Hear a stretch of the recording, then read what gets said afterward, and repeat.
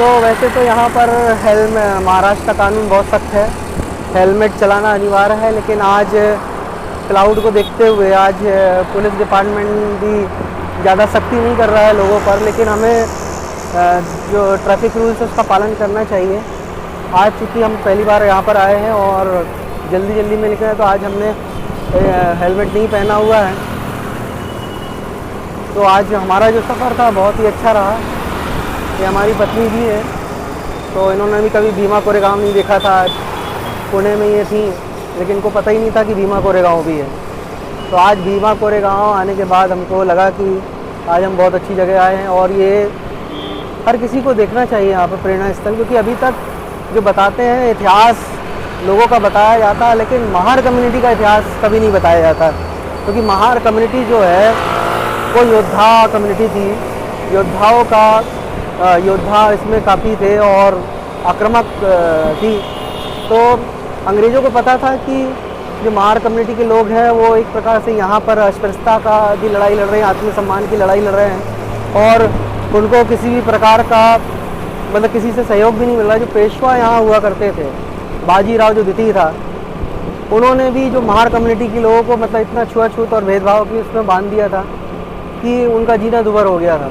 तो पेशवाओं से लड़ने की हिम्मत किसी में नहीं थी। अंग्रेज़ भी जब दक्षिण के बाद जब यहाँ पर अंदर उनको महाराष्ट्र में आना था, तो इतना आसान नहीं था उनके लिए दक्षिण पे के बाद यहाँ पे महाराष्ट्र में घुसना। तो उन्होंने किसी न किसी का सहयोग की ज़रूरत थी, तो वो सहयोग महार कम्युनिटी के लोगों से मिला। महार कम्युनिटी के लोगों को उन्होंने सिखाया लड़ना, हथियार चलाने सिखाया, और उनको पता था कि महार कम्युनिटी ही ऐसी कम्युनिटी है जो पेशवाओं से लड़ सकती है। तो जो बाजीराव द्वितीय जो था, उसकी सेना से लड़ने की जो ताकत थी वो महार कम्युनिटी के लोगों की। तो अंग्रेज़ों ने महार कम्युनिटी के जो वीर योद्धा थे, भीमा नायक जैसे बड़े बड़े शूरवीर थे, उनसे मुलाकात करी, उनसे मिले। और ये महार जो शूरवीर थे वो एक्चुअल में अंग्रेज़ों के साथ मिलकर लड़ाई भी नहीं लड़ना चाहते थे, क्योंकि अंग्रेज़ विदेशी थे। तो उन्होंने बाजीराव द्वितीय के पास जाके पेशकश भी की थी कि भाई अंग्रेज़ हमसे मतलब युद्ध करने के लिए बोल रहे हैं, हम करना नहीं चाहते हैं, तो आप अगर हमारा सहयोग करोगे तो हम अंग्रेज़ों से लड़ेंगे। लेकिन उन्होंने बाजीराव पेशवा जो द्वितीय थे उन्होंने दुत्कार दिया था, उनको बाहर कर दिया था, भगा दिया था। तो कहीं ना कहीं फिर बाद में महार शूरवीरों को ये लगा कि ये बाजीराव पेशवा जो है हमारी किसी तरह से मदद नहीं करना चाहते और ये हमको अछूत ही बनाकर रखना चाहते हैं। तो आखिरकार में उन्होंने निर्णय लिया कि हम अंग्रेज के साथ ही मिलकर युद्ध को लड़ेंगे। और 500 वीर जो सैनिक थे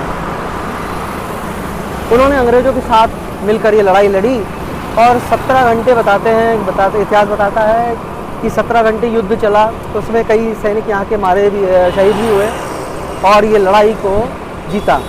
तो उन्हीं की मतलब उन वीर शूरवीर जो थे उनकी याद में जो शहीद हुए, उनकी याद में ये स्मारक बनाया गया, अंग्रेज़ों ने बनाया, और यहीं से पहली महार रेजिमेंट की स्थापना भी हुई। तो आप जब यहाँ पे देखेंगे शूरवीर जो अपना शौर्य स्थल था, वहाँ पर पहली महार रेजिमेंट का जो प्रतीक चिन्ह है, आज भी जो महार रेजिमेंट को आर्मी में काफ़ी महत्व दिया जाता है, तो उसका चिन्ह भी यहाँ पर अंकित था। और बाबा साहेब अम्बेडकर हर साल 1 जनवरी को आकर यहाँ पे उन वीर सपूतों को, वीर शूरवीरों को श्रद्धांजलि भी अर्पित करते थे। उसके बाद ये सिलसिला लगातार चलता रहा और अभी भी जारी है। पेट्रोल आए। तो ऐसी थी महार वीर शूरवीरों की कहानी। तो हम दोबारा फिर इस पे विस्तृत में चर्चा करेंगे। अभी हम वापस हो रहे हैं, तब तक के लिए स्वस्थ रहिए और अच्छे से रहिए, क्योंकि कोरोना का जैसा बताया जा रहा, कोरोना तो यहाँ दिखा नहीं, लोग बेखौफ होकर यहाँ पर आ रहे हैं और कोरोना जैसा यहाँ पे लगा नहीं। अब कोरोना पता नहीं क्यों कोरोना का इतना ज़्यादा शोर मचाया जा रहा, लेकिन यहाँ पर पुणे में कोरोना है नहीं। तो फिर भी एहतियात रखिए और मास्क का प्रयोग करिए, भीड़ भाड़ में जाने से बचिए। हमने ही मास्क लगाया था क्योंकि भीड़ इतना क्राउड था कि हमको भी वहाँ जाना पड़ा मास्क पहनकर। तो एक बार ज़रूर आइएगा भीमा कोरेगांव, और भीमा कोरेगांव का इतिहास देखने की कोशिश करिएगा। तब तक के लिए goodbye, thank you very much, Jai Bhim, जय भारत।